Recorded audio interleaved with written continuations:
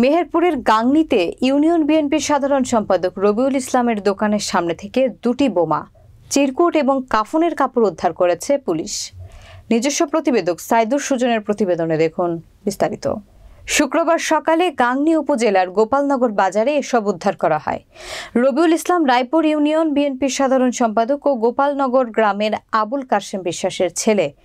রবিউল ইসলাম বলেন, প্রতিদিনের মতো রাতে আমার ব্যবসা প্রতিষ্ঠান বন্ধ করে চলে যায়। আজ সকালে দোকান খুলতে এসে একটি প্লাস্টিকের ব্যাগে বোমা দেখতে পাই।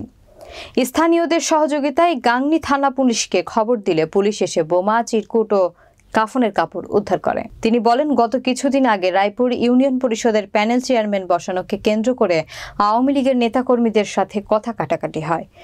সেই সূত্রতার জের ধরে আমাকে হত্যার হুমকি দেওয়ার জন্য আমার দোকানে বোমা, চিরকুট ও কাফনের কাপড় রেখে আসে আওয়ামী লীগের লোকজন।